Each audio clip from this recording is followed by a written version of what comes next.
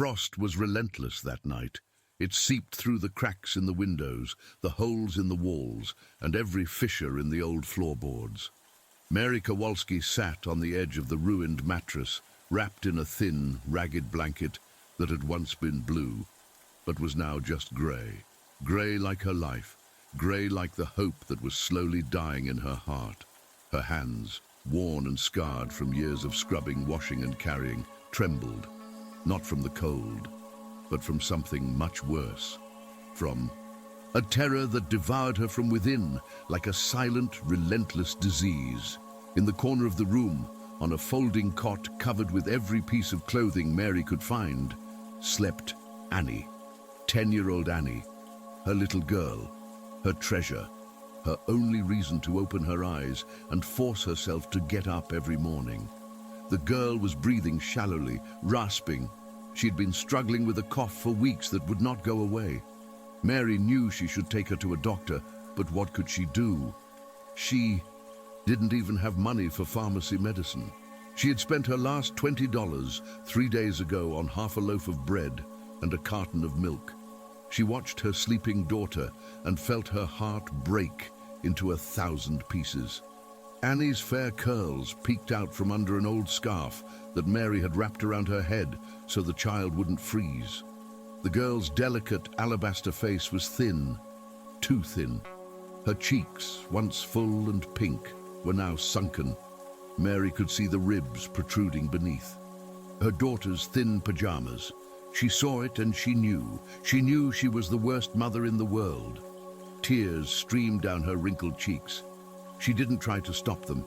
Here, in this darkness, in this damp hole, in the worst housing estate in the city of Loudon, no one saw her. No one judged. Although no, she judged herself. Every day, every night. The verdict was always the same: guilty. Guilty of giving birth to a child in this misery. Guilty of not being able to give her a better life. Guilty of watching her daughter die of hunger and cold and being able to do nothing, absolutely nothing about it. The memory of that conversation burned in her mind like a glowing coal. 7 days ago. No, 8, or maybe 9. She had stopped counting.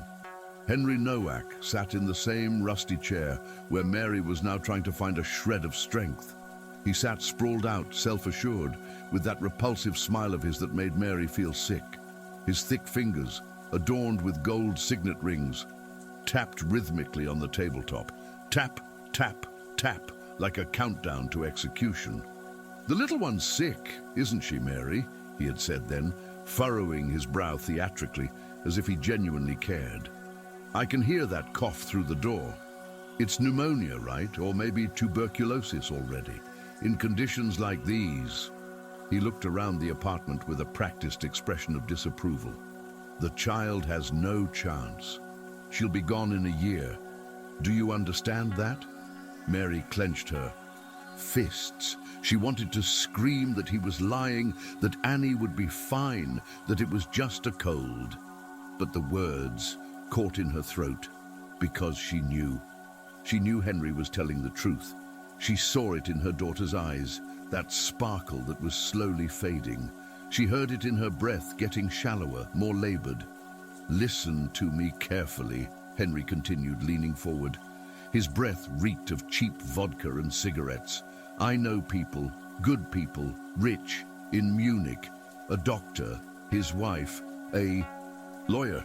They can't have children. They're looking for a girl exactly like Annie, blonde, blue-eyed, delicate. They'll pay $100,000. 100,000, Mary, can you imagine?" That's when Mary started screaming, yelling. She threw him out of the apartment, slamming the door so hard that plaster fell from the wall, but Henry was not discouraged. He kept coming back, every other day, sometimes daily. He left notes under her door. He called late at night, when he knew she was awake, tormented by guilt and hunger.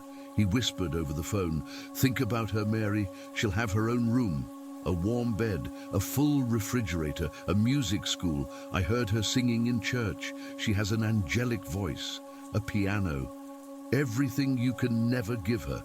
And you, You'll breathe easy, you'll pay off your debts, you'll start over. And those words were poison, like acid slowly eating into her mind.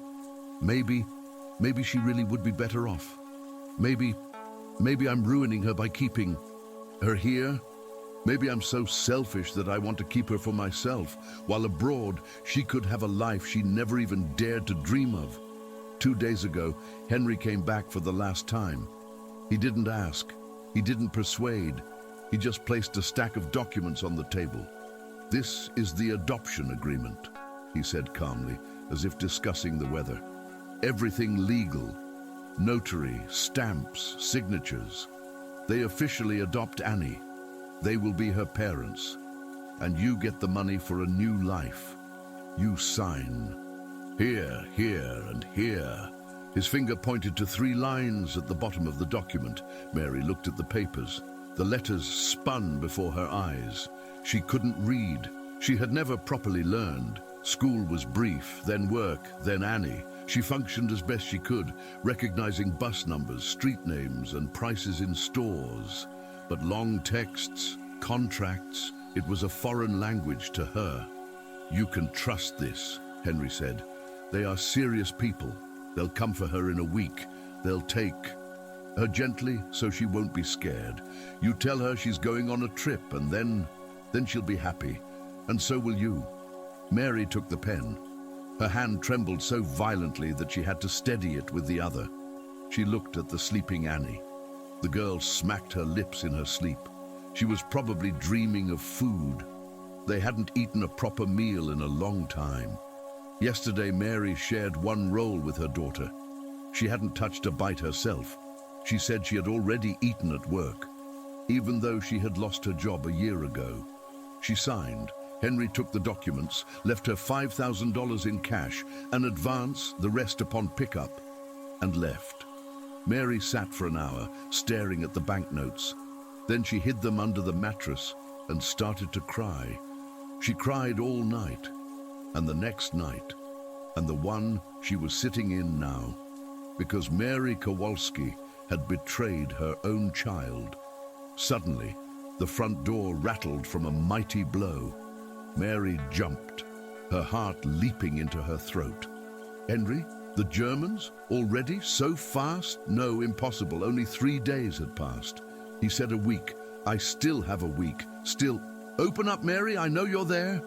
Henry's voice was shrill, drunk. Another blow, stronger. "We need to talk." Mary froze. Annie stirred on the bed, groaning softly. No, don't wake up, darling. Please, don't wake up." Mary stood up, her legs almost refusing to obey her. She walked to the door but did not open it. "What do you want?" she whispered. "Let me in." "You foolish woman," Henry hissed. "We have a problem." "A problem? What does problem mean?" Mary opened the door just wide enough for the chain. Henry looked worse than usual. His suit was crumpled, his tie crooked, and there was something wild in his eyes. He shoved the door, and the chain snapped like thread. Mary backed away, terrified. "What are you?" "The Germans got wind that we're being audited," he gasped, stepping inside and closing the door behind him. "Some foundation crap is starting to poke around the neighborhood. They're asking women about loans, about children. We have to speed things up." Mary shook her head, not understanding. What are you saying?" "Tomorrow. We pick up the girl tomorrow." Henry spoke quickly, nervously. "Instead of in a week. There's no time, either now or not at all." "No!" The scream tore from Mary's mouth before she could stop it. "You can't. I have to say goodbye to her. I have to..." "Say goodbye?" Henry laughed. But it wasn't a laugh, it was a snarl. "You think this is a trip to the zoo? You signed a contract. The merchandise is sold. Tomorrow morning, 9 o'clock by St. James's Church. You bring the girl. You get the rest of the money. Transaction complete." "No." Mary grabbed his sleeve, falling to her knees. "Please, just give me a week. That's what you said." Henry shook off her hand like an annoying fly. "I don't care what I said. The situation has changed. Tomorrow or nothing. Besides," he looked at the sleeping Annie, something cold and foreign flashing in his eyes. She's not yours anymore. From the moment you signed, she belongs to me. To them. You can be grateful I'm giving you money at all." He left, leaving the door open. Cold air rushed into the apartment. Mary knelt on the floor, staring into the void. Annie coughed, woke up and sat up, rubbing her eyes. "Mom?" The voice was weak, hoarse. "I'm cold." Mary walked to her daughter automatically, wrapping her up tighter. "It'll be warm soon, darling. Go back to sleep." But Annie looked at her with those large, innocent blue eyes. "Mom, why are you crying?" "I'm not crying," Mary lied, wiping her face. I just had a sad dream." "I had a dream too," Annie said, smiling weakly. "I dreamed we had cake, a big chocolate one, and you ate it with me. You ate half the whole thing, Mom." Mary bit her lip until it bled so she wouldn't start sobbing out loud. She hugged her daughter to her chest, kissing her. Hair, her cheeks, her forehead. "You will have cake, my sunshine. I promise, tomorrow will be better." The lie burned her tongue. Tomorrow, Henry would take her child. Tomorrow, Annie would disappear, and Mary would be alone, with the door hanging on its hinges and $5,000 stained like Judas silver. She put Annie back down, waited for the girl to fall asleep. Then she grabbed her coat, the only one she had, thin, with a hole under the armpit, and ran out of the apartment. She ran through the dark streets, stumbling over holes in the sidewalk, passing drunks sleeping in doorways, ignoring the snorts and unpleasant comments. She ran because she knew only one thing. She had to undo what she had done. She had to find Henry and beg. Give him the money back. Give him everything, just not her child. His office, Nowak & Sons Pawn and Usury, was located on the ground floor of an old tenement house. A light was on inside. Mary burst in like a storm without knocking. Henry sat behind the desk, drinking vodka straight from the bottle. He looked up, surprised. "Bring me the documents," Mary gasped. "I'm taking it all back. Take the money. I don't want it. Just give me the papers." Henry put down the bottle, wiping his mouth with the back of his hand. He stared at her for a long time in silence. Then he started to laugh. He laughed so loudly that Mary backed away, terrified. "Papers?" he finally choked out. "You think I keep them here? Mary, you really are. Stupid as a post. Those documents went to Germany 2 days ago, to the notary. The adoption is already in process. Everything legal, everything perfect. Your daughter is now the property of the Müllers. Congratulations, you sold your own child." "No." Mary shook her head, feeling the world spin around her. "That's impossible. You're lying." "Lying?" Henry stood up, walked around the desk and stood in front of her. He was much taller, heavier. He towered over her like a mountain. "Listen to me, you pathetic wretch. You signed the contract. You took the money. The Germans paid in advance, 50,000 euros. Euros, do you understand? Do you think they'll let you back out now because you've changed your mind? This isn't a marketplace where you can return purchased goods. Your daughter is an investment now, and tomorrow at 9, they're picking her up. If you don't bring her yourself, I'll send people. They'll find her, and they'll find you. Do we understand each other?" Mary stood swaying, unable to catch her breath. The room spun. Henry blurred before her eyes. She heard her own voice, as if from very far away. "She's my daughter. You can't take her from me." "I already did," Henry replied coldly. "Get out of here and be on time tomorrow, because if you're not, I'll come for both of you, and then you'll regret you were ever born." He shoved her out the door, slamming it shut. Mary fell onto the pavement. She lay there for a moment, feeling the cold asphalt. Pressing beneath her coat, against her skin, right down to her bones, she wanted to stay there forever, to freeze, not to wake up. But she couldn't, because Annie was alone at home. Annie, who didn't know that her mother had just sold her like an animal to the slaughterhouse. Mary got up, staggering, but moved forward. She didn't go back home. She didn't know where she was going. She just put one foot in front of the other, mechanically, as if she were a puppet on strings. The streets were empty, Streetlights cast a sickly yellow light on the wet cobblestones. A dog barked somewhere far away. A child cried somewhere.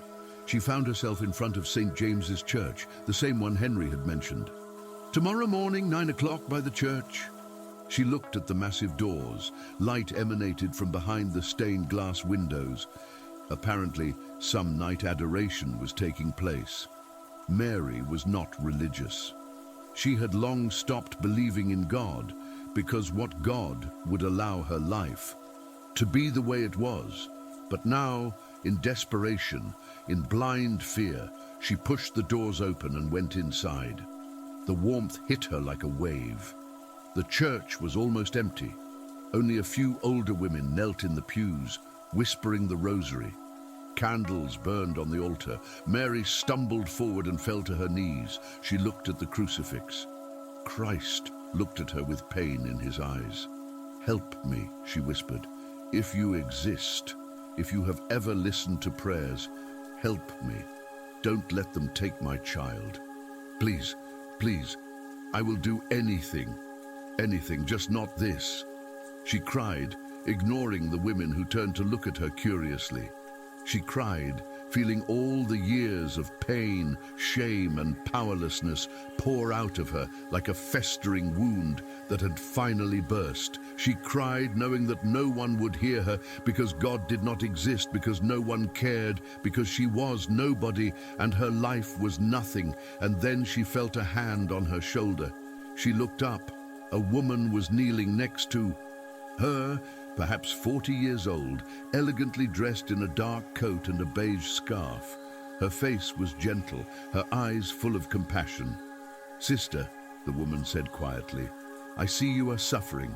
Can I help you in any way?" Mary shook her head, wanting to dismiss her, but the woman didn't leave. She sat down next to her on the pew, waiting, and something in her patience, in her calmness, made Mary open her mouth and start talking. She told her everything about the debts, about Henry, about the signed papers, about tomorrow when they would come for Annie. She spoke and the tears flowed, and she couldn't stop because if she stopped, she would go mad. The woman listened without interrupting. When Mary finished, she was silent for a long moment. Then she pulled out her cell phone. "My name is Joanna Sparrow," she said. "I work for the Hope for Mothers Foundation. We help women like you who have been exploited by criminals. What you described is not adoption. It's child trafficking. And what happened to you is not your fault." Mary stared at her, disbelieving. "No one can help now," he said. "He lied," Joanna interrupted firmly. "Everything he told you was manipulation. But it's not too late. We know about these things. My boss, Mr. Wellington, has run the foundation for years. He has saved dozens of children and mothers. Please let me call him." Mary wanted to say no. She wanted to get up and run away because it couldn't be true. Such things didn't happen to women like her. But she was so tired, so terribly tired, so she just nodded. Joanna dialed the number. She spoke quickly, in an undertone. Mary heard snippets. 10 years old. Trafficking. They're supposed to pick her up tomorrow. Yes, immediately. After a few minutes, Joanna hung up the phone. "Mr. Wellington will be here in half an hour," she said. "Please wait. Please, trust me." And Mary waited. She sat in that pew, looking at the candles, feeling for the first time in weeks something that might resemble hope. It was a fragile, dangerous feeling, like thin ice over deep water. But she held on to it because she had nothing left. Exactly 40 minutes later, the church doors opened and a man walked in. Mary recognized him immediately, even though she had never seen him before. Something in the way he moved, in his straight back, in the certainty of every step. This was someone important, someone who had power, someone from another world. Thomas Wellington was 42, but he looked younger, tall, slim, in a dark, branded coat Mary didn't recognize and a well-cut suit.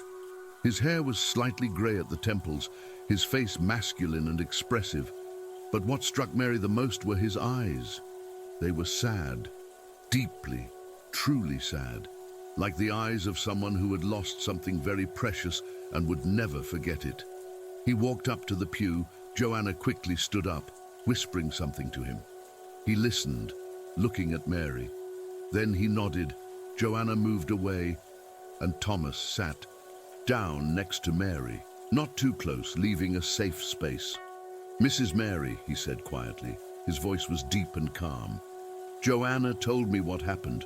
I need to hear it from you, if you allow it." Mary looked at him sideways, not daring to look straight ahead. She was dirty, she knew it. Her clothes smelled of sweat and dampness. Her hair was matted to her head.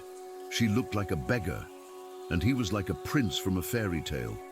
What could he know about her life? What could he understand?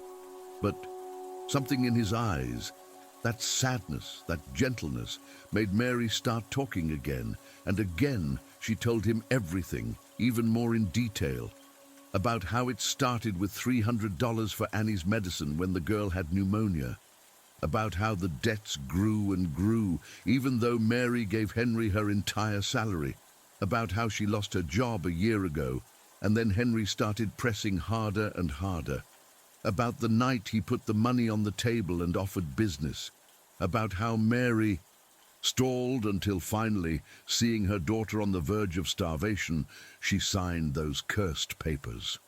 She spoke, and Thomas listened. He didn't interrupt, he didn't comment. He just listened, his face growing sterner. When Mary reached the current night, Henry's threats, the words, "tomorrow morning," Thomas clenched his jaw so tightly that Mary heard the grinding of his teeth. "I understand," he finally said. "Mrs. Mary, please listen to me carefully now. What this man did to you is a crime. Human trafficking, extortion, fraud, and it is not too late to stop it, but we have to act fast." "But the papers," Mary began. "The papers are a scam," Thomas interrupted. "No adoption documents are valid if the mother was manipulated or coerced. My lawyer, Dr. Caroline Davies, will file a petition for annulment first thing tomorrow morning. The family court will prohibit any contact between Annie and Henry or any third parties until the matter is resolved." "But he said he would come for us." Mary felt fear flood her mind again. "He has people. He said..." "Mrs. Mary," Thomas turned to her, looking her straight in the eye for the first time. "I have people too. My company is 40 years of work, multi-million-dollar contracts, hundreds of employees. I have lawyers, detectives, bodyguards, and I have something Henry Nowak will never have, a clear conscience and a willingness to fight to the end. I will not allow your daughter to be harmed. Do you hear me? I will not allow it." Mary felt something break in her chest. Maybe it was the dam that held back years of powerlessness.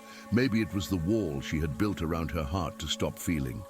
She started crying, not quietly, not discreetly, but loudly, desperately, like a child. She covered her face with her hands, shaken by sobs. Thomas didn't touch her, didn't try to hug her. He understood it would be too much, too fast. But he took a clean handkerchief from his pocket, a real cotton one, and handed it to her. Mary took it, unable to believe that something so simple, so ordinary, could look like a miracle to her. "Thank you," she whispered. "Thank you. Thank you." "Please don't be afraid," Thomas said. "But now we have to go. I need to see where you live so I know how to organize protection, and I need to see Annie. If the girl is sick, I will take her to the best hospital in Loudon tomorrow morning. I will cover all the costs." Mary shook her head violently. "No, you can't. It's too expensive. I can't ask you." "You're not asking me. I'm offering," he interrupted gently but firmly. "Mrs. Mary, when I was 10 years old, my mother was in the exact same situation you are now. Alone, penniless, with a sick child. No one helped us. She died of tuberculosis when I was 14. I swore to myself then that if I ever had money and power, I would use them so that other mothers wouldn't have to go through what my mother went through. So please allow me to keep that vow." Mary looked at him with such disbelief, as if he had told her he was an angel descending from heaven. because for her, in that moment, he was exactly that. They left the church together, Mary, Thomas, and Joanna. A black car, a luxurious limousine with a driver, was waiting outside. Mary had never been in a car like that in her life. She got in trembling, feeling out of place, like a dirty stain on a clean white tablecloth. Thomas gave the driver the address. Mary had whispered it very quietly. The car started, gliding smoothly over the bumps that Mary usually felt painfully on the bus. The warmth inside was so pleasant that she felt sleepy. When was the last time she had slept properly? A week ago?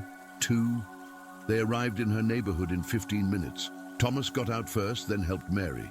He looked at the block, old, gloomy, with half the windows boarded up. He didn't comment, but Mary saw his jaw twitch. He followed her up the stairs, dark, smelling of urine and mold. The door to her apartment was still hanging on one hinge after Henry's visit today. Mary went in first, ashamed. "I'm sorry for the mess," she began, but Thomas raised his hand, silencing her. He walked inside, looking around. Mary saw his face grow increasingly somber. He saw the dampness on the walls, the mold in the corners, the broken window pane taped up. He saw the mattress on the floor, the single light bulb hanging from the ceiling, the refrigerator that didn't work. And then he saw Annie. The girl was sleeping, curled up under a pile of clothes, breathing heavily through her nose. Her face was pale as paper, with unnatural flushes of fever on her cheeks. Thomas approached slowly, crouching beside her. He looked at her for a long, long time, and Mary saw something break in his expression, how his eyes grew glassy. "She reminds me of," he began, but broke off. He shook his head and stood up. "I'm coming back with a doctor tomorrow morning. We are taking Annie to the hospital. She will be safe there, and you can stay with her. You will get warm meals, clean clothes, everything you need, right there." "But Henry," Mary started. "Henry won't do anything," Thomas said coldly. "Because from this moment on, this family is under my protection. You will see." He took out his phone and quickly typed a message. A minute later, someone called him back. He spoke briefly, matter-of-factly. "Yes, 24 hours, 2 men, on rotation. They can't go inside, but no one can get close." "Clear." He hung up the phone and turned to Mary. "2 bodyguards will be here in 10 minutes. They will guard the hallway outside your apartment until morning. No one will get in here. You and Annie can sleep peacefully." Mary couldn't believe it.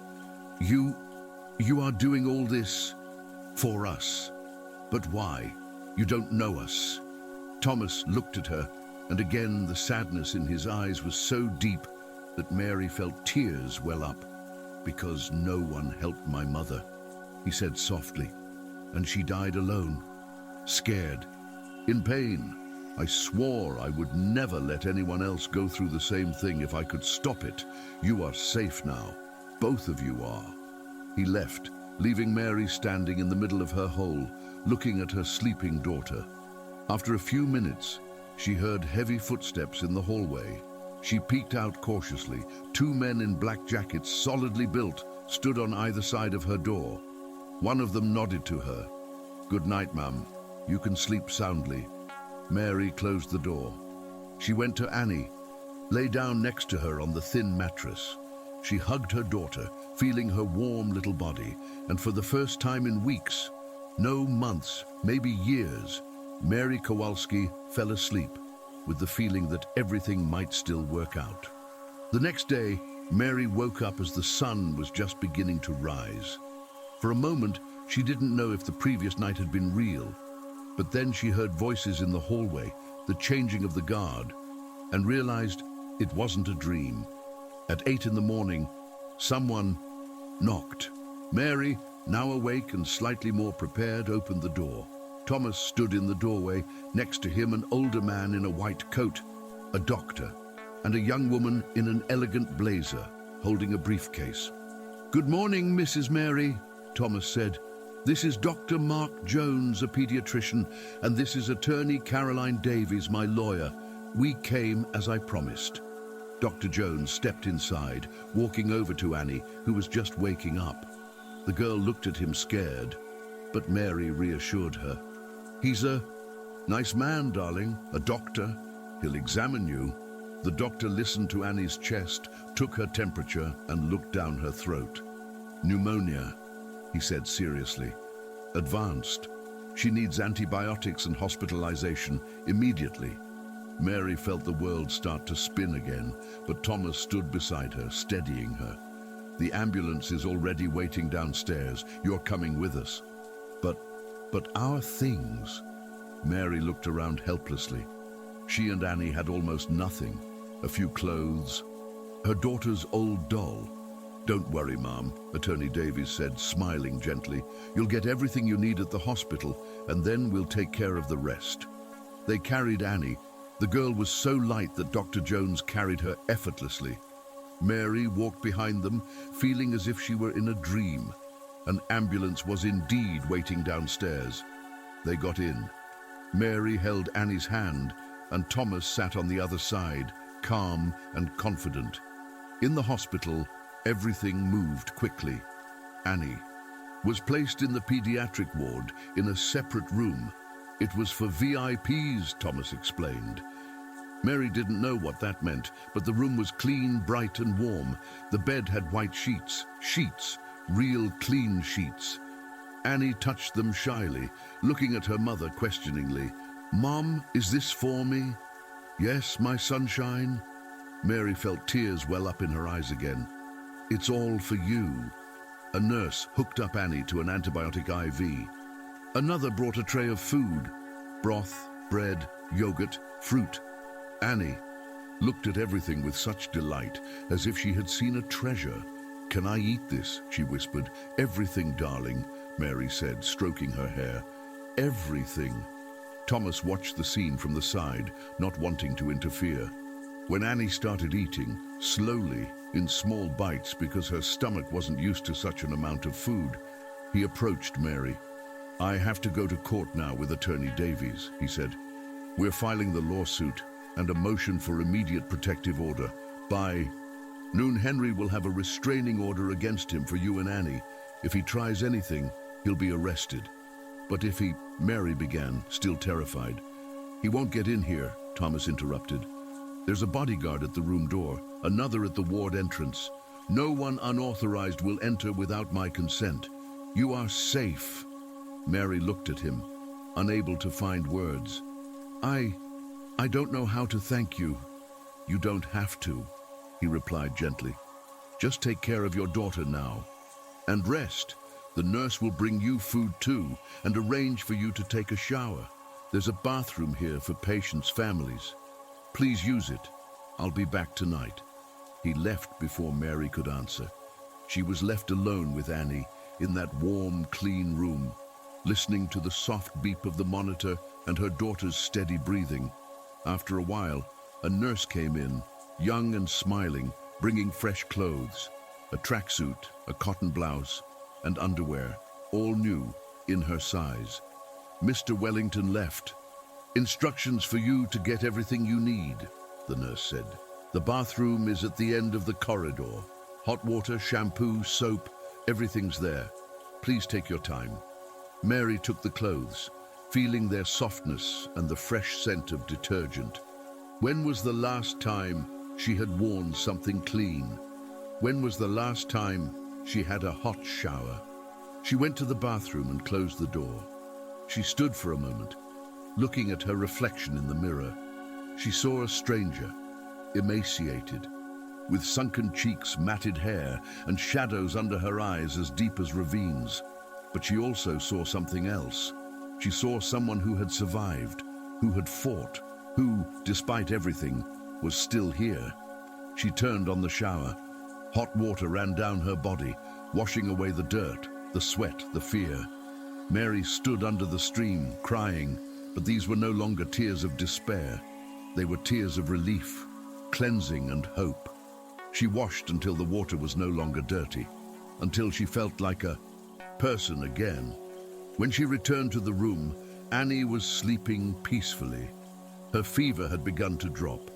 Mary sat down on the chair next to the bed, holding her daughter's hand, looking at her little face. And she thought about Thomas Wellington, about this man who appeared in the darkest night of her life like a light, who did not judge, did not blame, but simply helped. But Mary knew this was not the end. This was just the beginning. Henry would not back down so easily. 50,000 euros was too much money. He would come for it. He would come for Annie, and Mary had to be ready. That evening, as he had promised, Thomas returned. He entered quietly so as not to wake the sleeping Annie. He sat across from Mary, looking tired, but there was a flicker of satisfaction in his eyes. "It worked," he said. "The court issued a restraining order against Henry Nowak and any persons acting on his behalf from approaching you and Annie. The order covers a distance of 100 meters. If he violates it, he will be arrested." Attorney Davies also filed a notice with the prosecutor's office alleging a crime: human trafficking, extortion, forgery of documents. The prosecutor's office has launched an investigation. Mary listened, feeling the tension slowly leaving her body. Does that mean Annie is safe? For now, yes, Thomas replied cautiously. But Henry is not stupid. He will try other ways. That's why I also hired a private detective, Carol Mayer. Mayer is the best at what he does. He gathers information, finds evidence. If Henry has ever done this before, sold children, Mayer will uncover it, and then we will break him for good.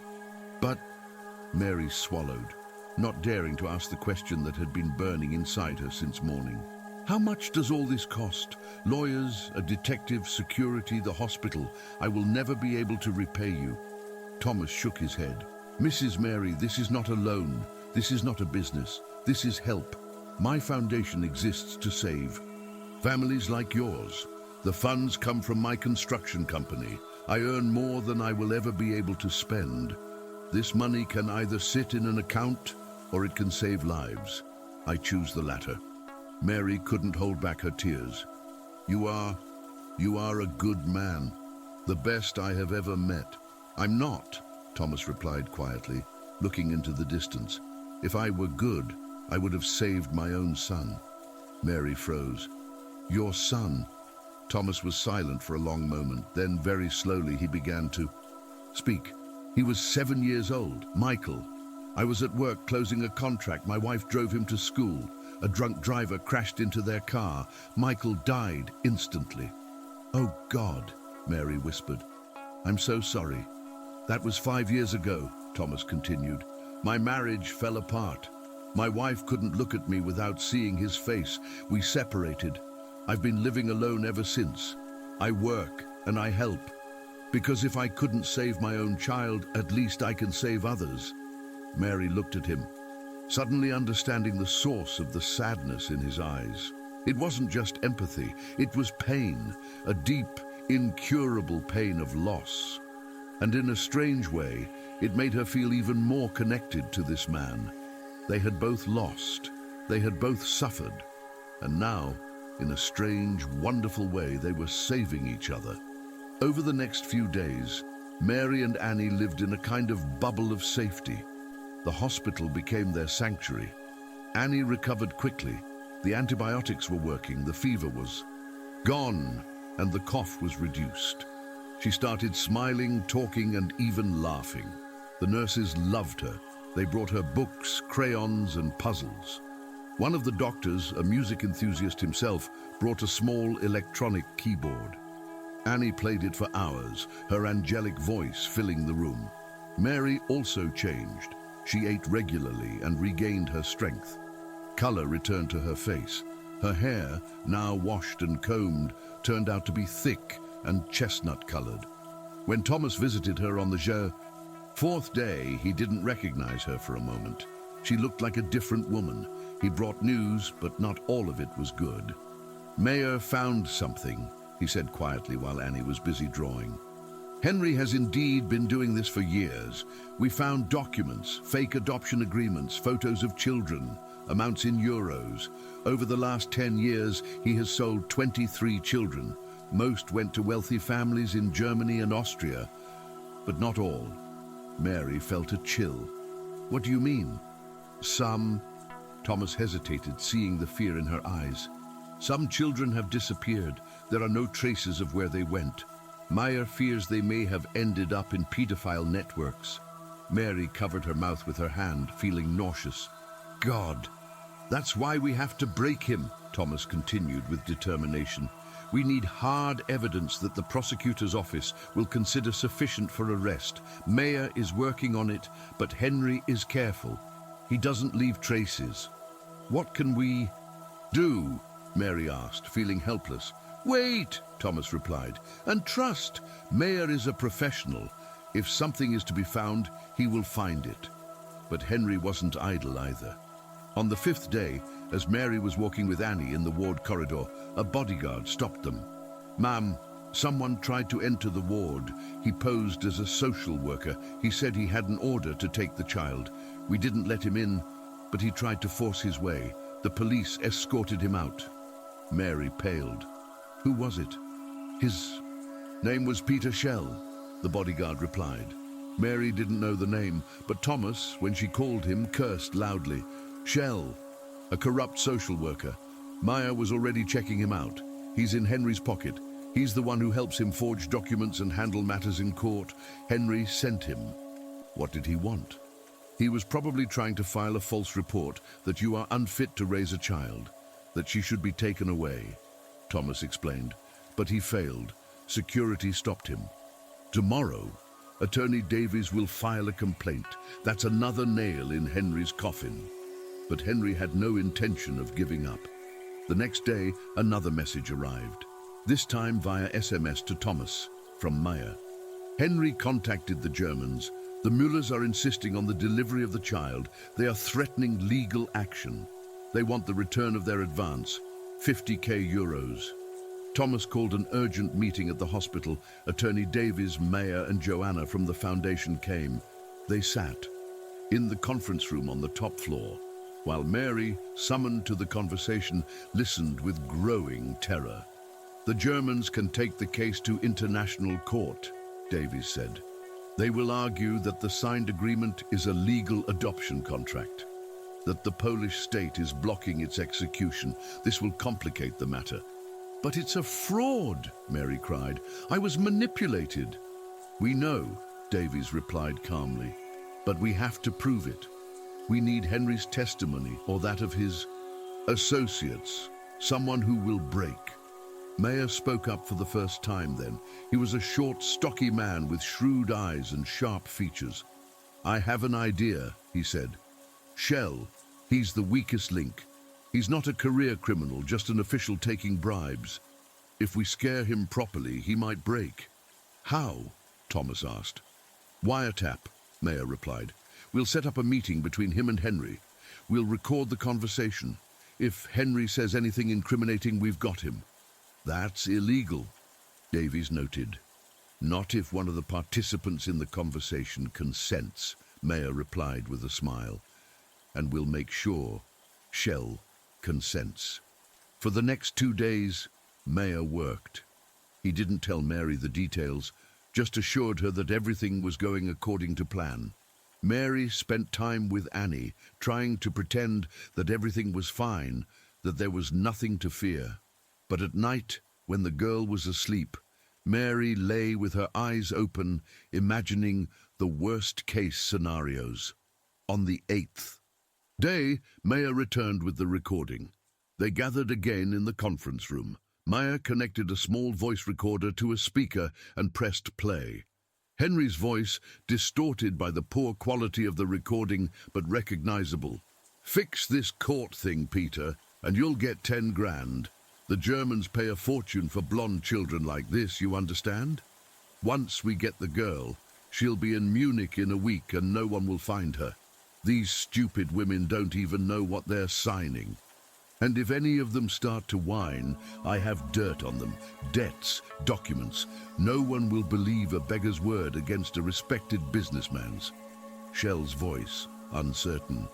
But what if the prosecutor's office... The prosecutor's office won't do anything, Henry interrupted. I have my people there. Everything is swept under the rug.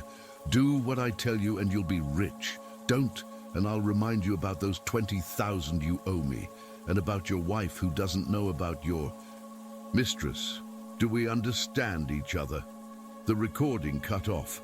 The silence in the room was thick, heavy. We got him, Davies finally said, with something hard and triumphant in her voice. That's enough for an arrest. And to bring charges, human trafficking, corruption, forgery. Henry Nowak is going to jail for many years. Mary felt something break in her chest. The relief was so immense that she had to sit down because her legs refused to obey her. Really, she whispered. Is it over? It's the beginning of the end, Thomas replied, smiling at her for the first time in days. Tomorrow morning, we're handing the recording over to the prosecutor's office. Henry will be arrested, and you and Annie will finally be safe. But that night, when everyone had left and Mary was alone with her daughter in the dark hospital room, she couldn't sleep. Something was bothering her, a strange intuition that pricked at her stomach. At 2 in the morning, a knock on the door woke her. Loud, insistent. The bodyguard who was sitting in the hallway was shouting something, but his voice was muffled. Then there was a bang, like a firecracker, only louder. A scream, heavy footsteps. Mary jumped out of bed, her heart pounding like a hammer. The door burst open with a crash. Henry Nowak stood in the doorway. He looked like a madman. His eyes were bloodshot, his clothes crumpled, and he was holding something metallic in his hand. A knife? No, something worse. A gun. You stupid bitch, he hissed, pointing the weapon at her. You thought you could trick me, that your rich lover would protect you. You're done, you and that little brat. I'm taking her, and you'll never see her again. Mary stood between him and Annie's bed, spreading her arms. No, she said, her voice calmer than she thought. You will not touch my daughter. Henry laughed, loudly, hysterically. Look at you. You think you're a hero. You're a nobody, a zero. And I am... He didn't finish. The door behind him exploded a second time, and 3 people burst inside. Bodyguards, police, Thomas. Someone lunged at Henry, knocking him down. The gun fell out, sliding across the floor. Henry screamed and kicked, but he was already being held down, already immobilized. Thomas ran to Mary, grabbing her shoulders. Are you all right? Are you hurt? Mary shook her head, unable to speak. She looked over. Annie was sitting on the bed, scared and crying, but alive. Alive. Safe. How did you know? Mary finally whispered. I didn't know, Thomas replied, breathing heavily.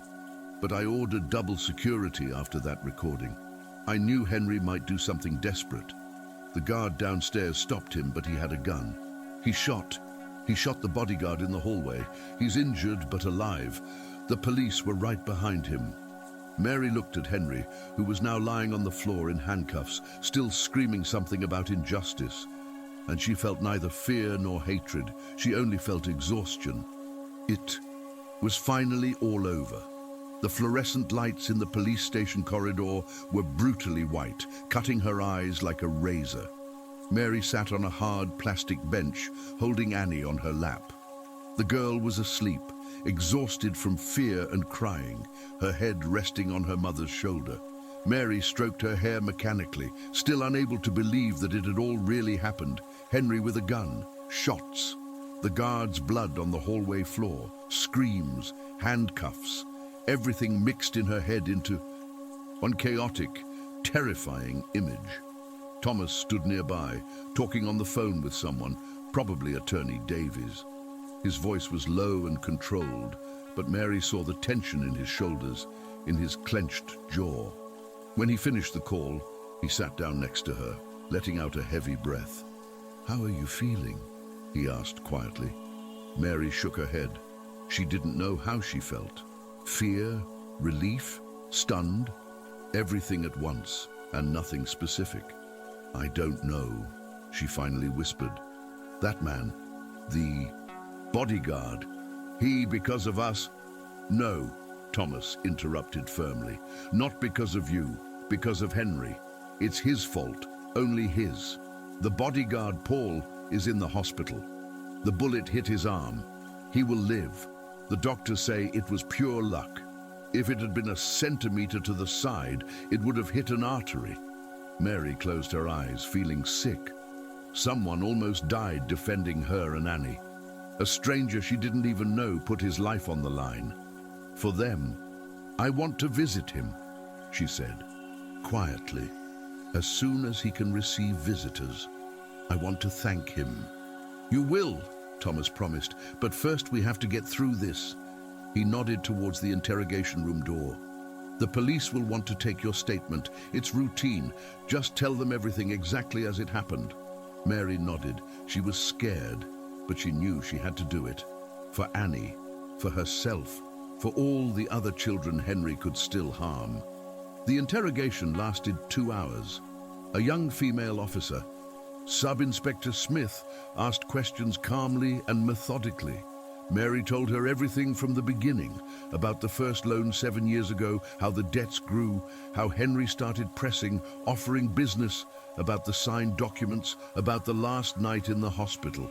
She spoke and her voice only broke once, when she described how Henry pulled out the gun and aimed it at the bed where Annie was sleeping.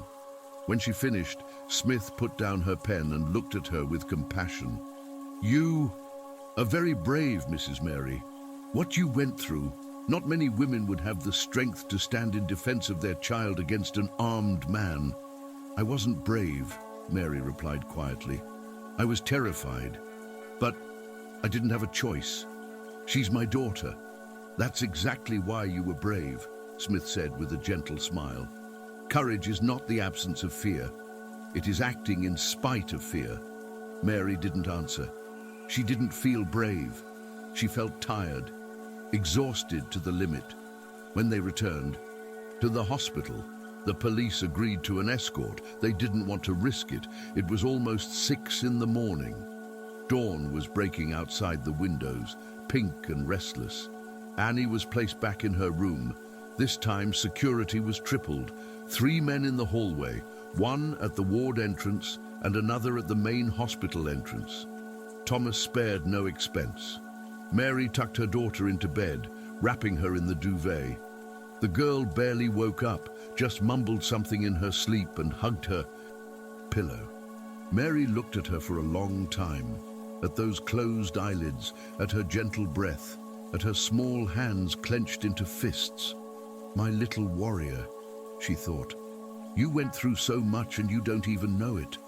"You should rest," Thomas said, standing in the doorway. "You haven't slept all night." "Neither have you," Mary noted. "I'm used to it," he replied with a slight smile. "But you need strength. We have a tough week ahead of us." "What do you mean?" Thomas walked inside, closing the door behind him. He sat down on a chair, gesturing for Mary to sit down too. "The prosecutor's office has formally charged Henry with attempted kidnapping, criminal threats, illegal human trafficking, corruption, and attempted murder.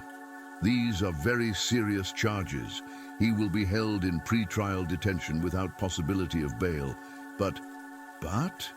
Mary felt fear tighten its grip around her throat again. "But this is only the beginning," Thomas continued. "We have to prove the full extent of his criminality. Meyer found documents, but Henry claims they are fakes, that someone framed him. We need witnesses, other mothers who were victims of the same scheme. We need to find the children he sold. Only then will the prosecutor's office have a strong enough case to sentence him for many years." Mary was silent, processing the words. "And if it doesn't work out, if we don't find enough evidence, then he will only get a few years for what he did at the hospital," Thomas replied. "Honestly, and when he gets out, he will want to finish what he started." A chill ran down Mary's spine. "Then we have to win." We must, Thomas agreed, and we will win. I promise you. In the following days, Thomas's foundation went into full swing. Joanna Sparrow, along with a team of social workers, began canvassing the neighborhood, talking to women who had ever dealt with Henry Nowak. It was a painstaking process. Many were afraid to speak, fearing revenge or not believing anyone would help them. But slowly, day by day, they began to open up. The first was Christina Mazza, a 35-year-old woman with 2 children. She sat in the small foundation office, clenching her hands around a cup of tea that had long gone cold. Mary was there. Joanna had asked her to come, saying that the presence of another woman who had gone through the same thing might help. He came to me 3 years ago, Christina said, looking at the tabletop. I had just lost my job.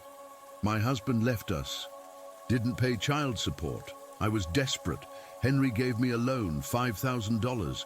He said to take it easy, that I would manage. But the interest, she bit her lip. The interest was awful. In half a year, I had to pay him back $15,000. I didn't have that much. That's when he suggested I give him my younger son. Mary felt her throat tighten. And what did you do? I threw him out at first, Christina continued, tears beginning to flow down her cheeks. I screamed that he was a monster, but he kept coming back. Every week, he said my son, Casper, had asthma, that in this dampness, in this misery, he wouldn't live to adulthood, that he had a family in Austria, doctors who would give him the best care. And I started to believe him, because Casper really was sick, terribly sick, and I couldn't help him. What happened? Joanna asked quietly. I didn't give him away, Christina whispered. I couldn't, but only because Casper went to the hospital with a severe asthma attack. He was there for a month. During that time, Henry disappeared. He probably found another victim. When Casper was released from the hospital, I sold everything I had, even my grandmother's wedding rings. I paid off the debt. But I know if it hadn't been for that attack, if he had a little more time to persuade me, maybe I would have broken. Mary reached out and touched Christina's hand. You didn't break. That's what matters. And now you can help others. Christina looked up, hope shining in her eyes. Can I really? Can he really be stopped? Yes, Joanna replied firmly, and your testimony is crucial. Will you agree to give an official statement to the prosecutor's office? Christina hesitated for only a moment. Then she nodded. I will do it, for Casper and for all the other children. It was a breakthrough. After Christina, other women came forward. Danuta Fisher, who lost her daughter. Henry had indeed taken her 4-year-old, Sophia, 2 years ago, promising a better life, and the girl had vanished without a trace. Eve Miller, who signed the documents but changed her mind at the last minute and fled the town, hiding from Henry for half a year. Beatrice Nelson, no family connection to Henry, who was so intimidated and threatened that she attempted suicide. Each story was different, but they all had a common denominator: desperate mothers, exploited by a ruthless predator. Attorney Carolyn Davies collected the testimonies, organized them, and built the case. Mayer, meanwhile, tracked the children. Thanks to documents found on Henry's computer, he had a list of 23 names. He started with Germany, contacting local police and organizations searching for missing children. It was a complicated international operation, and slowly, results began to come in. The first child was found in Munich, 10-year-old Jacob, sold by Henry 3 years ago. He lived with a wealthy couple who genuinely believed it was a legal adoption. They were devastated when they learned the truth. The boy was taken by German social services and was to return to Poland to his biological mother. A second child was found in Vienna, a third in Hamburg. Each recovered child was a small triumph, but also immense pain, because how many were still missing? How many would never be found? Mary watched all of this from the sidelines, feeling both useless and overwhelmed. Thomas's foundation provided her and Annie with temporary housing, small but clean and warm, in a safe neighborhood with security under the building. The foundation covered all the costs. Mary also got a job, simple work at the foundation office, sorting documents, answering phones. It wasn't much, but for the first time in years, she felt needed, useful. Annie was enrolled in a nearby elementary school, and after lessons, she went to music classes. Thomas kept his promise and paid for her piano lessons. The girl blossomed. Her cough disappeared. Color returned to her cheeks, and a sparkle Mary hadn't seen for months appeared in her eyes. One evening, when Mary came to pick her up from lessons, the music teacher, Mrs. Alexandra, stopped her at the door. "Your daughter has an extraordinary talent," she said with a smile. "Such a voice, such a sense of melody. It's rare. She should develop it professionally." Mary felt something warm spread through her chest. Pride. Pure, untainted pride. Really, absolutely. If she continues her studies, she could have a great future. As they walked home, Annie talked non-stop about notes, scales, and the piece she was practicing. Mary listened, smiling, feeling that for the first time in a very long time, life was starting to make sense. But this piece was deceptive. A month after Henry's arrest, Thomas called. It was 9 in the evening and Annie was already asleep. Mary answered the phone, instinctively sensing that something was wrong. "We need to talk," Thomas said, his voice tense. "Can I come over? It's important." He arrived 20 minutes later. Mary let him in, brewing tea. She had learned this simple gesture of hospitality at the foundation. They sat down at the small kitchen table. "The Germans have filed a lawsuit," Thomas said bluntly. "The Müllers, the ones from Munich, they are demanding the execution of the adoption agreement. Their lawyers claim that your signature is genuine, that the transaction was legal, and that Poland violated international family law." Mary felt the blood drain from her face. But that's impossible. Henry claims he acted as a licensed adoption intermediary," Thomas continued. "That all the documents were in order, that you changed your mind after signing the agreement, and that the German couple has nothing to do with his other crimes." "That's a lie!" Mary cried, forgetting about her sleeping daughter. She immediately lowered her voice. "It's all a lie. He cheated me, exploited me." "I know," Thomas said calmly, "and Attorney Davies knows it. But the Müllers have their lawyers. Good ones, expensive ones, and they are determined. The next hearing is in 2 weeks, at the district court in Loudun." Mary covered her face with her hands. "What happens if we lose?" Thomas was silent for a long moment. "We won't lose," he finally said, but the certainty Mary was used to hearing was missing from his voice. Those 2 weeks were a nightmare. Mary barely slept. During the day, she worked, trying to act normally around Annie, but at night she lay with her eyes open, imagining the worst-case scenarios. The court ruling in favor of the Germans, Annie being taken away by force, life in a foreign family, forgetting her language, forgetting her mother. Attorney Davies worked like a madwoman, preparing the defense. She interviewed all the women who had been Henry's victims. She gathered psychological evaluations, confirming that Mary was in a state of extreme desperation, that she had been manipulated. Meyer found emails in Henry's documents with the Müllers, in which they openly discussed the purchase of the girl, using terms like merchandise, price, and delivery. "That should be enough," Davies said. But even she looked tired and stressed. The day of the hearing arrived like an inevitable sentence. Mary dressed in the best clothes she had, a simple black skirt and white blouse that Joanna had bought her from a thrift store. Thomas picked her and Annie up in his car. The girl didn't fully understand what was happening, but she sensed her mother's tension. "Mom, where are we going?" she asked quietly. "To the court, darling," Mary replied, stroking her hair. "But don't worry. It's just a formality. The district court in Loudon was an imposing stone building with columns and wide steps. Mary had never been there before. She felt small, lost, like an ant among giants. Thomas guided her confidently, his hand lightly touching her elbow, a gesture of support, not dominance. The courtroom was large, cold, and full of people. Mary recognized Davies, who was sitting at the defense table, flipping through documents.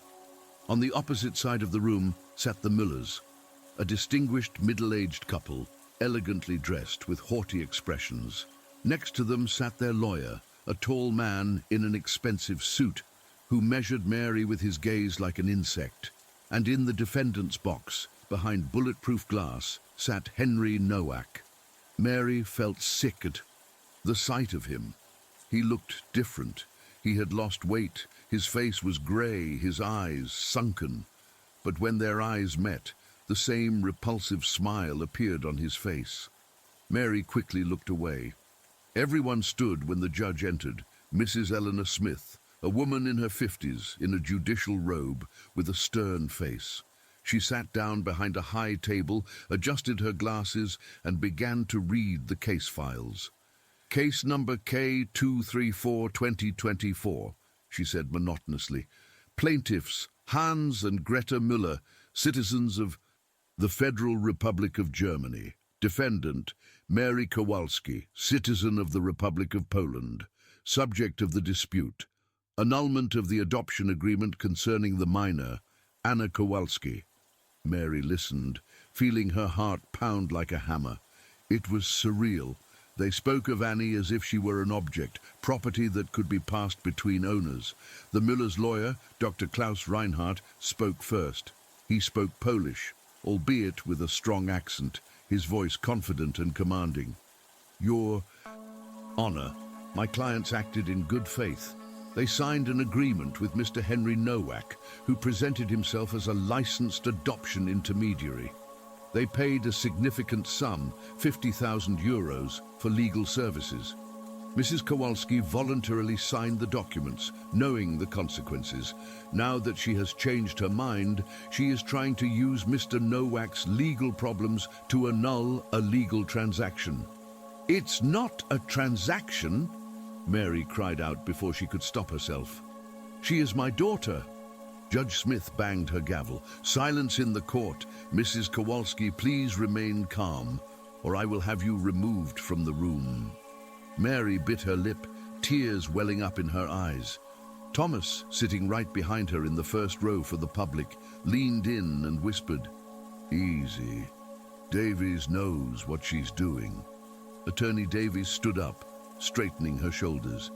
She was younger than Reinhardt, perhaps 35, but there was something steely and unyielding in her demeanor. "Your Honor, I would like to present the key facts. First, Henry Nowak is not a licensed adoption intermediary. He never was. He is a usurer and a criminal who has run an illegal child trafficking operation for years. Second, Mrs. Kowalski did not act of her own free will. She was manipulated, intimidated, and misled. She is functionally illiterate. She could not read the documents she signed. Third, the Müllers did not act in good faith. We have emails in which they openly used terminology indicating illegal trafficking, not adoption." Reinhardt sprang to his feet. "That is slander. My clients—" "Please sit down, Counselor Reinhardt," the judge interrupted. "Attorney Davies, please present the evidence." Davies nodded to a technician who turned on the projector. Printouts of the emails appeared on the wall. Mary, even from a distance, could see fragments. "Girl meets our requirements. Price negotiable. Delivery within a month." A murmur went through the room. The Müllers paled, leaned toward Reinhardt, whispering frantically. The judge read the emails, her face increasingly drawn. "This was taken out of context," Reinhardt shouted. "Specific terms are used in international adoptions. No legal adoption uses the word merchandise," Davies interrupted coldly. And that is exactly the word Mr. Nowak used in this correspondence. Your Honor, we also have the testimonies of 20 other women who were victims of the same scheme. All were misled. All thought they were signing legal adoption documents. Mr. Nowak exploited their desperation. Where are these women? The judge asked. They are waiting in the corridor, ready to give testimony, Davies replied. The judge considered this for a moment. Very well, bring in the witnesses. For the next 3 hours, one by one, the women gave testimony.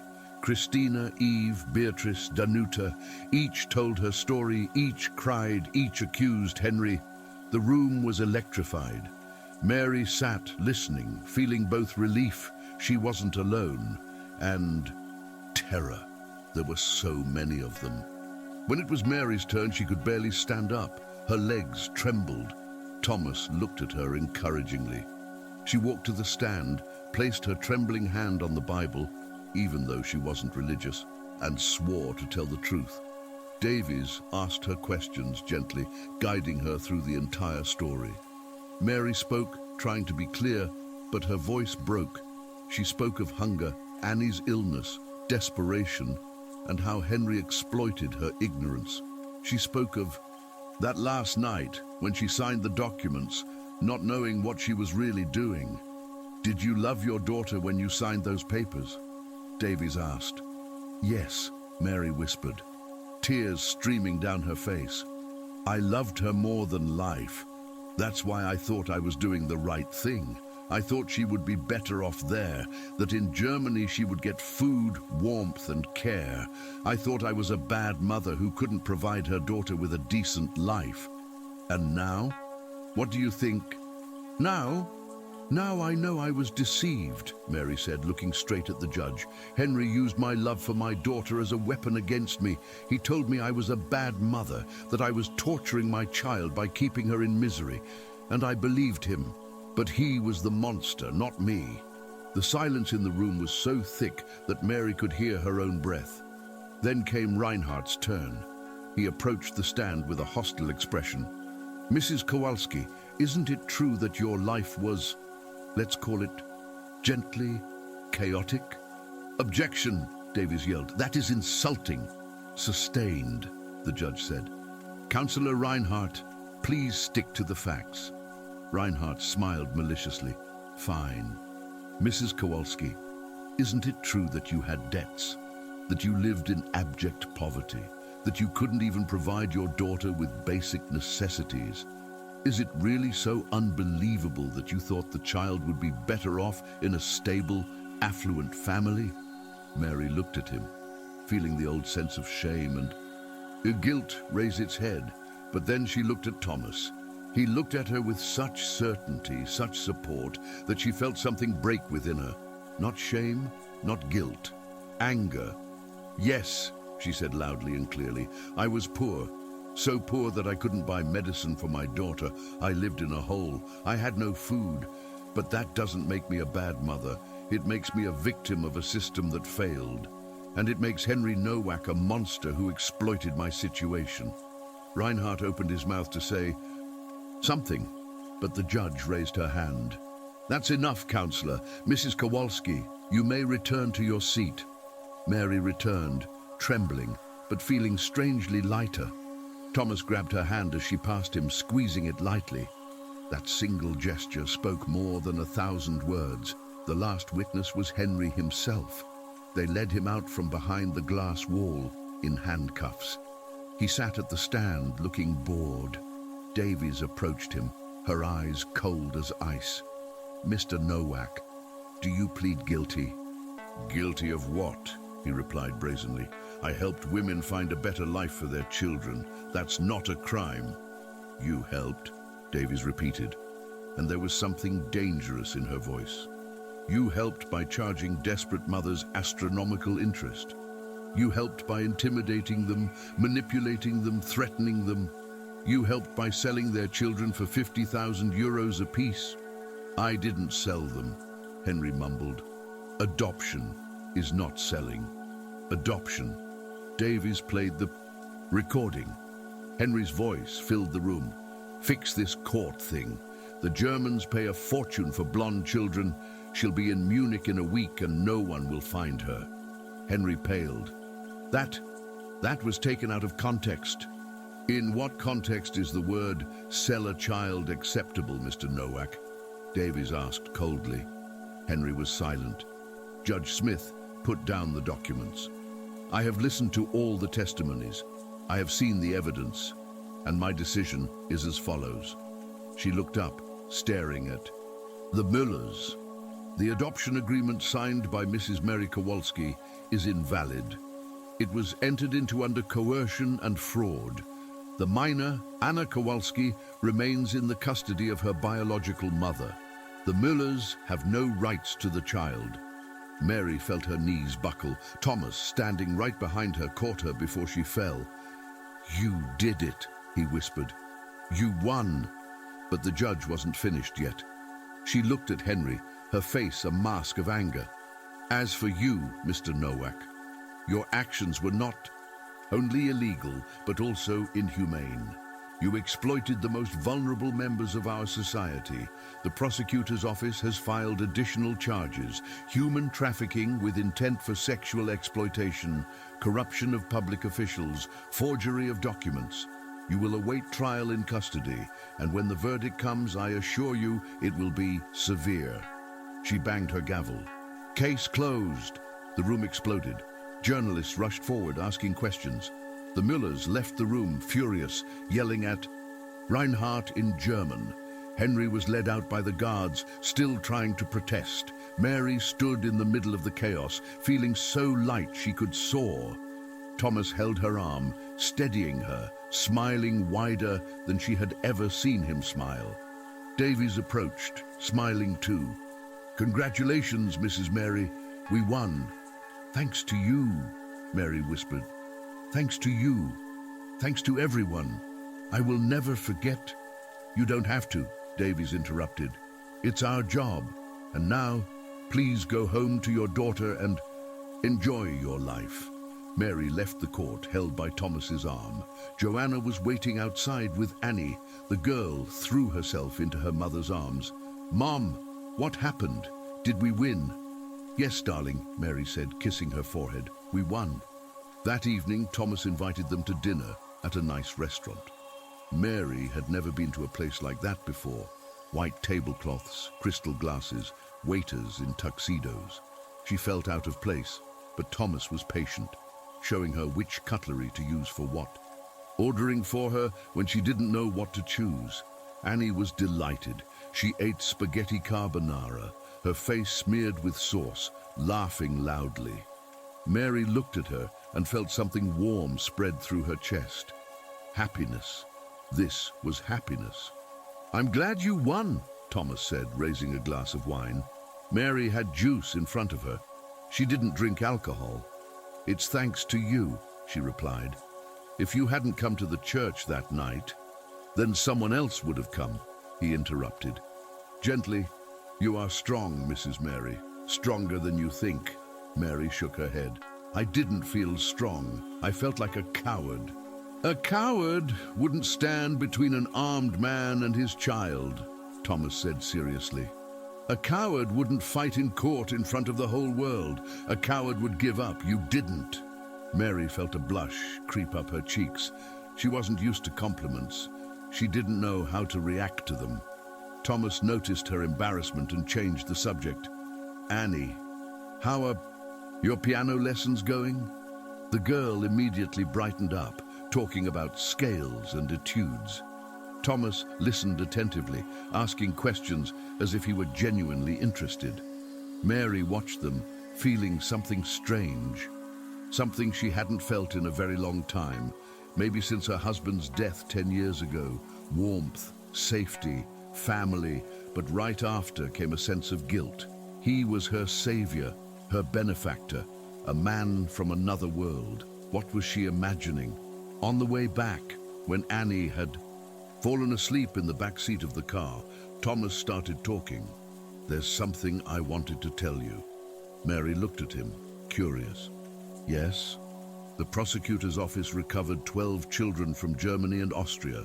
12 out of 23. It's not all of them, but it's a start.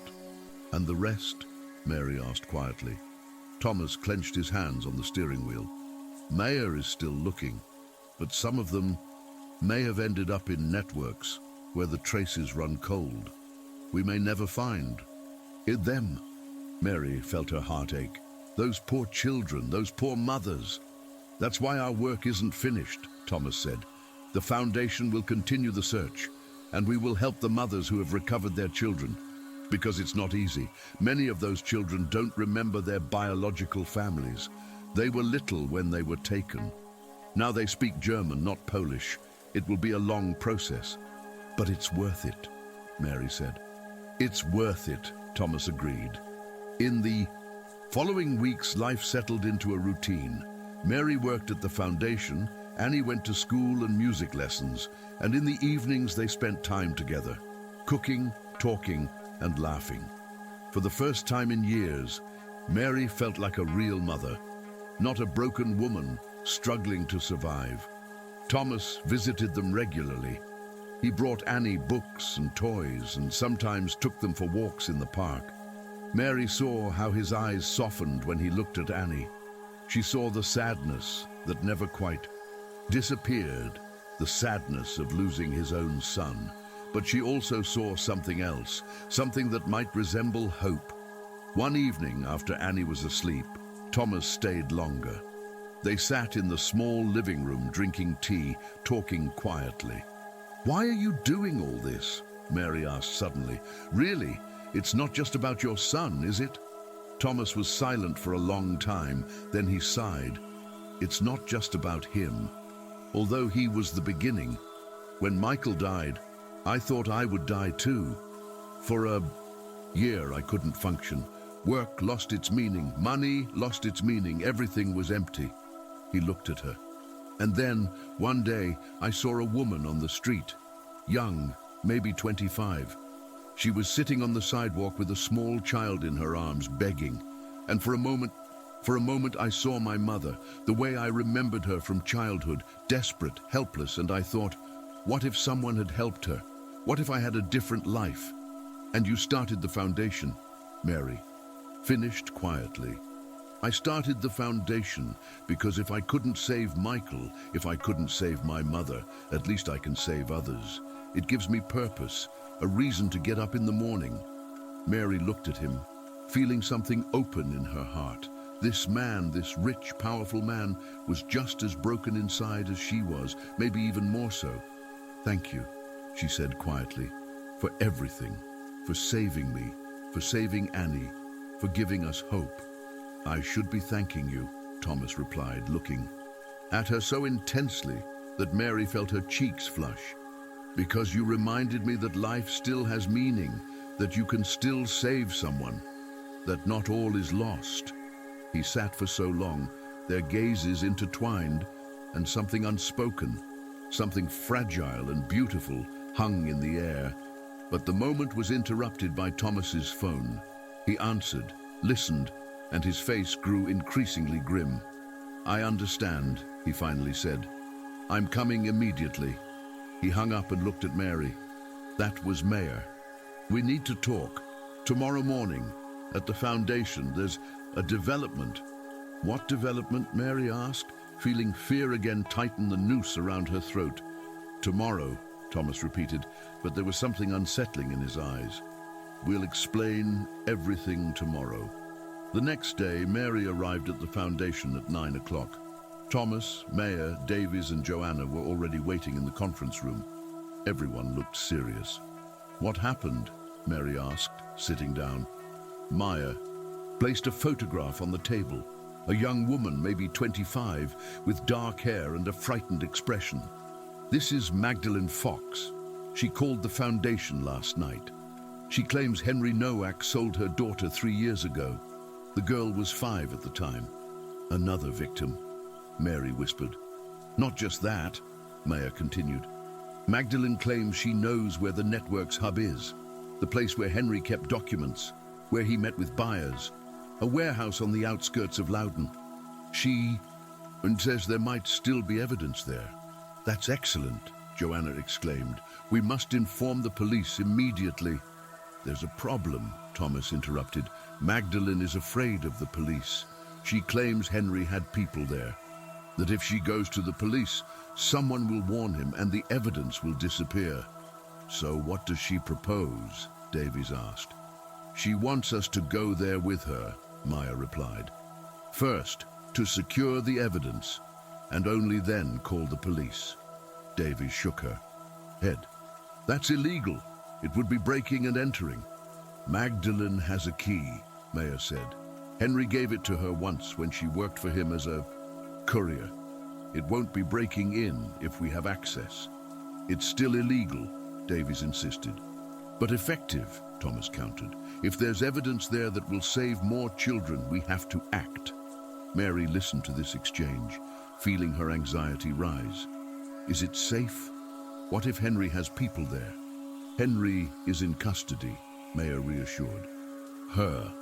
"And most of his associates have also been arrested. Peter Shell, 2 other officials. The place is probably abandoned." "Probably," Mary repeated. "But not for sure." "Not for sure," Maya admitted. "That's why I don't want you to go there." "But I want to," Mary said firmly. "If there is evidence, if more children can be saved, I want to help." "It's too dangerous," Thomas began. "My whole life has been dangerous," Mary interrupted, looking him straight in the eyes. "I lived in misery, in fear, in pain. But now I am strong, because you made me so. Let me help." Thomas looked at her for a long time. Then he nodded. "All right, but I'm going too, and Maya, and we're bringing security."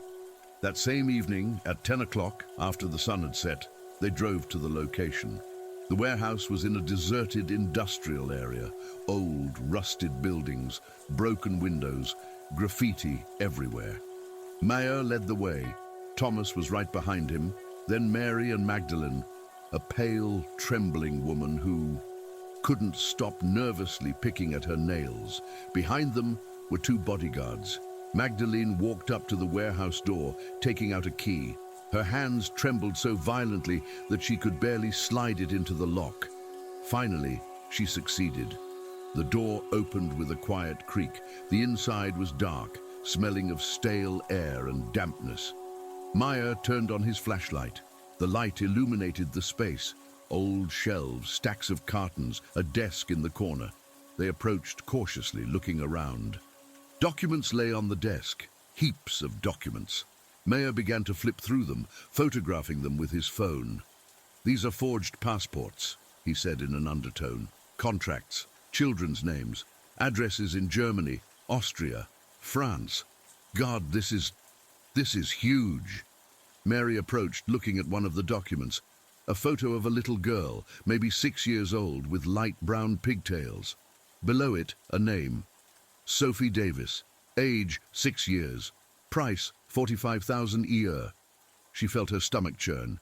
"It's a catalogue," she whispered. "Henry made a catalogue out of children." "Not just Henry," Maya suddenly said, looking at another document. "There's a name here. Someone else was involved, someone high up. Mr. He broke off, his face pale. "Who?" Thomas asked, approaching. Maya handed him the document. Thomas read it, his face growing increasingly grim. "It can't be," he whispered. "Who is it?" Mary asked. Thomas looked up, and there was something terrifying in his eyes. "Judge Smith, the same one, who presided over our case. She's listed here as a middleman. She received 20,000 euros for one case." The silence that fell was thick, suffocating. "If the judge is involved," Davies began but did not finish. She didn't have to. Because if the judge was corrupt, how many others were there? How many other officials, lawyers, judges took bribes from Henry? How deep did this network go? "We need to take all of this," Thomas finally said. "Now." And called the prosecutor's office. "Someone we can trust." But before he could pull out his phone, there was a loud bang. The entrance door slammed shut. The lights flickered and went out. Darkness. "What's happening?" Mary screamed, and then she heard a voice, a cold, familiar voice. Did you think you had a monopoly on intelligence? Someone turned on a flashlight, the light hitting their eyes, blinding them. When Mary could finally see something, she froze. Judge Eleanor Smith stood in the doorway, and next to her were two armed men. "I'm sorry," the judge said, her voice as calm as if she were talking about the weather. "But I can't let you take these documents. It would be inconvenient." Mary felt the blood freeze in her veins. Judge Smith, the same woman who ruled in her favor in court, who called Henry Nowak a monster, now stood before them with a weapon in her hand. No, Mary corrected herself, not in her hand. In the hands of the two men next to her, dressed in black, their faces covered with balaclavas. "I don't understand," Mary whispered. You helped us in court." Judge Smith laughed, a short, humorless laugh. "Helped? My dear, I did what I had to do. Henry was stupid. He got caught. He threatened the entire operation. I had to cut him off before he dragged others down with him. Your case was the perfect cover. It showed the world that the system works, that justice prevails. No one suspected that it was all theater." "You knew about everything," Thomas said, his voice trembling with barely suppressed anger. "From the very beginning." "Of course I knew," Smith replied, adjusting her glasses. "I've been a part of this for 10 years. Henry provided the children, I handled the documents, forging court rulings. We were a well-oiled team. Until he started getting careless. He left traces. He allowed Mr. Wellington to interfere." She looked at Thomas with something resembling admiration. "I must admit, impressive. Most people would accept the verdict and move on. But you dug deeper." "Because I knew something was wrong," Thomas replied. "There were too many coincidences, too many loopholes in Henry's documents." "You were too clever for your own good," Smith said, "and now you will all pay the price for it." Mayer, standing to the side, slowly reached into his pocket. One of the armed men immediately aimed at him. "Don't move." "Just my phone," Mayer said calmly, showing the device. "I just want to check my phone." "Put it on the ground," Smith ordered. "Everyone. Phones now." One by one, they obediently placed their phones on the concrete floor. Mary trembled, trying not to panic. She thought of Annie, alone in the apartment, sleeping peacefully, having no idea that her mother might never return. The thought was unbearable. "What are you going to do?" Davies asked, her voice astonishingly steady for someone looking down the barrel of a gun. "What am I going to do?" Smith repeated. "Oh, it's simple. This warehouse has been empty for years. No one ever comes here. In a while, maybe a month, someone will find your bodies. A tragic accident, breaking and entering, a robbery. Such daredevils who entered private property and met thieves. No one will ask questions." "Do you really think that will work?" Thomas asked. "I'm known throughout the country. My death will trigger an investigation." "Of course it will," Smith agreed. "And I will be the first person to offer condolences. I will demand justice. And when they find the suspects, and they will, I assure you, I will be the one who judges them. Everything will be neatly wrapped up." Mary looked at this woman, elegant, educated, a respected judge, and saw something much worse than Henry Nowak. Henry was brutal, primitive, but at least he was sincere in his malice. This woman hid behind a robe, behind prestige, behind public trust. She was a monster in human skin. "Why?" Mary asked quietly. "Why did you do this?" "Money." Smith looked at her, and there was something cold and dead in her eyes. "Not just money, although of course the money was good, but also power.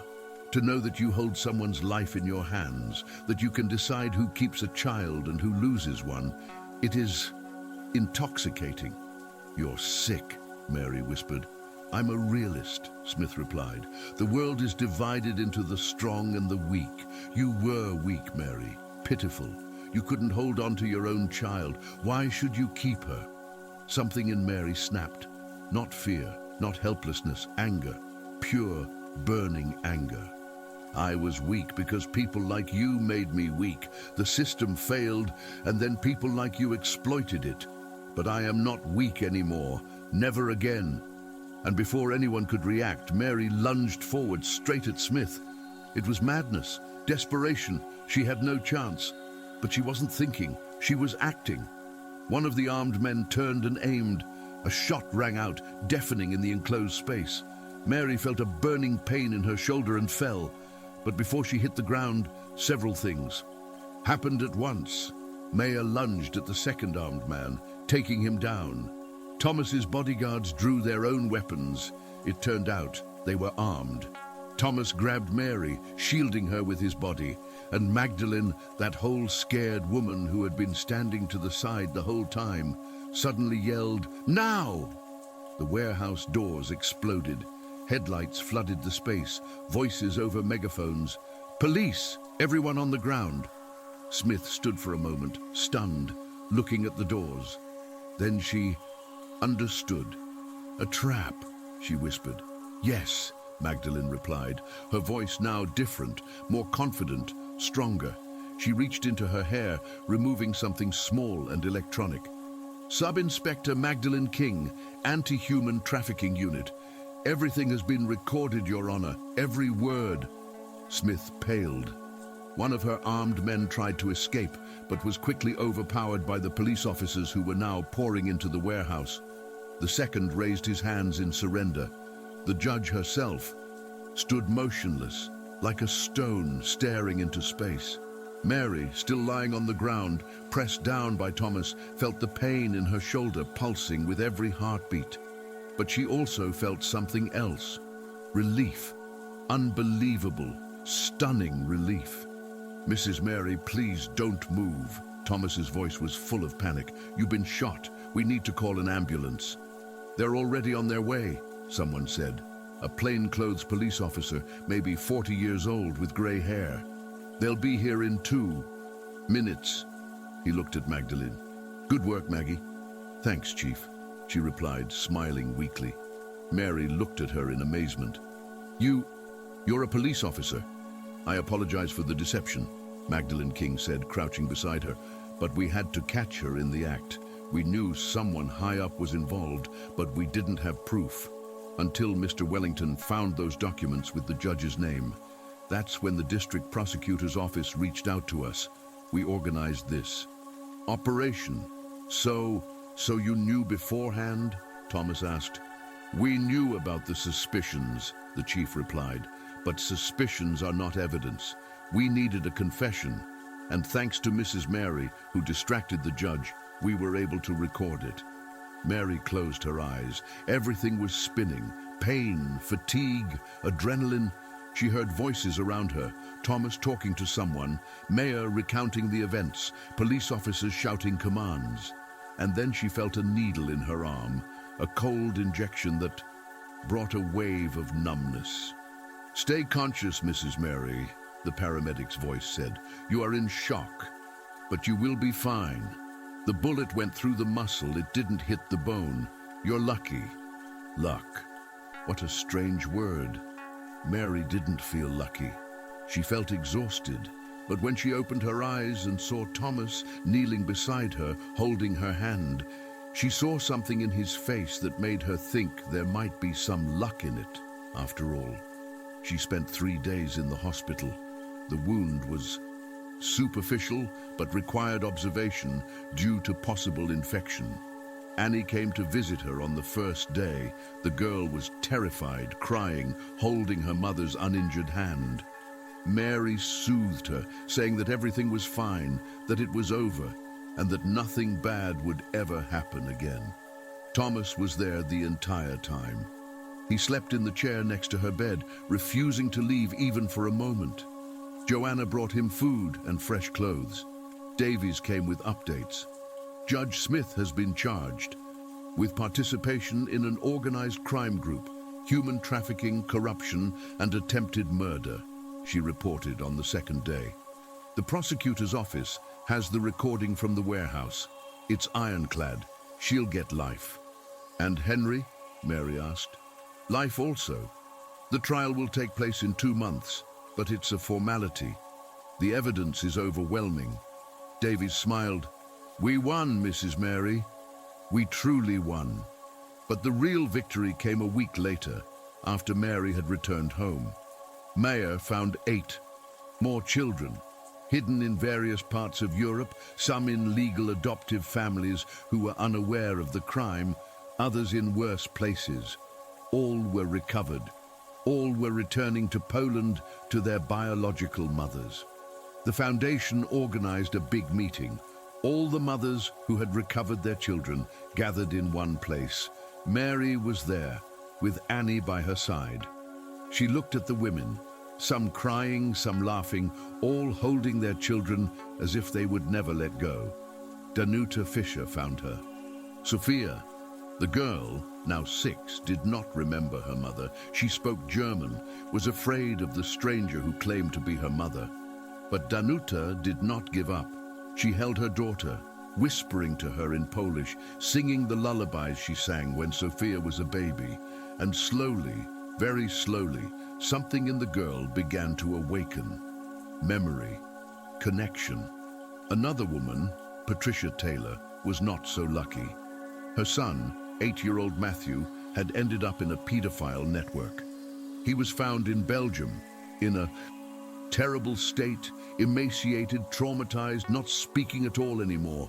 Patricia held him on her lap, crying, and Mary watched, feeling her heart break. That could have been Annie. If it hadn't been for Thomas, if it hadn't been for that one night in the church, that could have been Annie. After the meeting, Thomas took Mary and Annie to the park. It was a warm day, early May. The trees were blooming, and children were playing on the playgrounds. Annie ran to the swings, and Mary and Thomas sat on a bench watching her. What will you do now? Thomas asked. Mary considered it. She had a job at the foundation. She had an apartment. She had safety. But was that enough? I don't know, she answered honestly.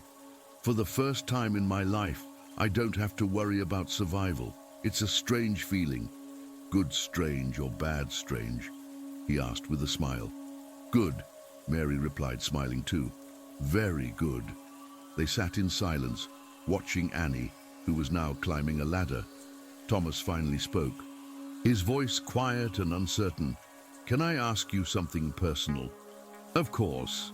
Do you ever think about being in a relationship again, after losing your husband? Mary turned, looking at him surprised. His face was red, clearly embarrassed. I haven't thought about it, she replied slowly. For years, I've been too busy surviving. And now I don't know if anyone would want someone like me. A woman with baggage, with a child, with a past. I would, Thomas interrupted, looking at her. If you allow me. Mary froze. She looked at him, not believing what she was hearing. What are you saying? I'm saying that you are the strongest, bravest, most inspiring woman I have ever met, Thomas continued, the words pouring out of him like a river. From the moment I saw you in that church, I knew you were exceptional. And the more time I spend with you, the more certain I am. I'm not asking for an answer now. I know it's fast, that you've been through hell, but I want you to know, you are not alone. I am here, and if you let me, I will stay. Mary felt tears well up in her eyes. Not tears of sadness, tears of joy, relief, and hope. I don't deserve you, she whispered. I don't deserve you, Thomas replied, taking her hand. But maybe we can deserve each other. Mary didn't answer with words. She leaned in and kissed him, gently, uncertainly, but sincerely. It was her first kiss in 10 years. And it was perfect. Annie, looking down from the ladder, called out, Mom, Mr. Thomas is kissing you. Mary laughed, pulling away. Yes, darling, it's all right. Good, Annie shouted back, because I like Mr. Thomas. And so something new began. Not right away. Mary needed time to trust, to open her heart. But Thomas was patient. He took her and Annie for walks, out to lunch and to the cinema. He taught Annie to play chess. He helped Mary with her work at the foundation. Slowly, step by step, they built something beautiful. The trial of Henry Nowak and Judge Smith took place in September. The courtroom was packed, journalists, victims, and onlookers. Mary testified, as did dozens of other women. Henry sat in the defendant's box, no longer arrogant, but broken and old. Smith maintained a stone face until the end. The verdict was unequivocal. Both received life sentences without the possibility of parole. Peter Schell, the corrupt social worker, received 15 years. 4 other officials who took bribes received sentences ranging from 5 to 10 years. As the judge, a different one this time, uninvolved in the corruption, announced the verdict, Mary sat in the front row, holding Thomas's hand. She felt closure, justice. For the first time in her life, the system had not failed. After the trial on the courthouse steps, journalists surrounded Mary and Thomas. "Mrs. Mary, how do you feel? What will you do now? Is it true that you are with Mr. Wellington?" Mary looked at Thomas, who nodded encouragingly. She turned to the cameras, taking a deep breath. "I feel relief and gratitude for the people who helped me. Mr. Wellington, Attorney Davies, Mr. Mayor, the police.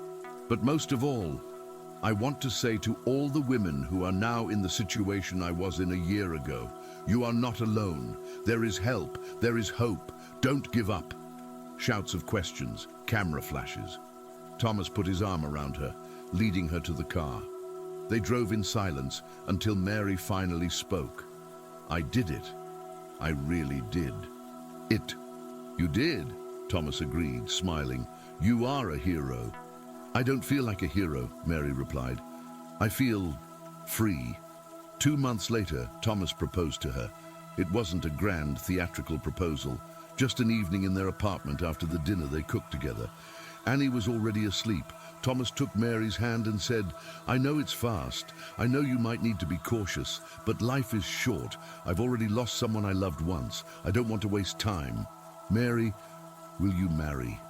"Me?" Mary looked at him. This man who saved her life, who gave her hope, who loved her daughter as his own. "Yes," she said, tears of joy streaming down her cheeks.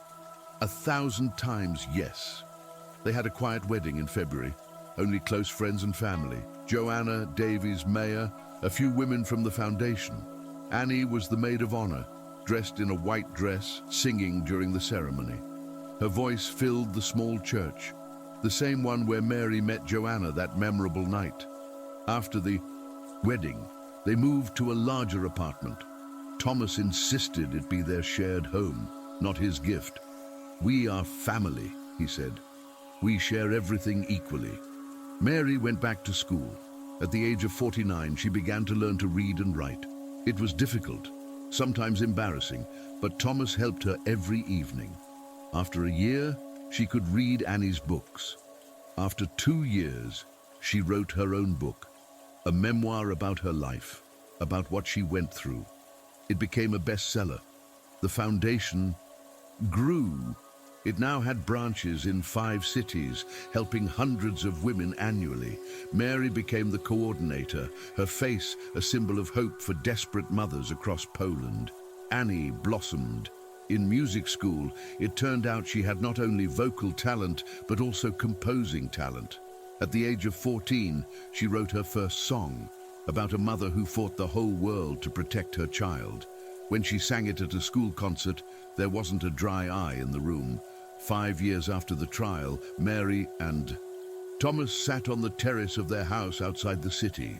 Thomas bought it as a surprise for their 3rd wedding anniversary.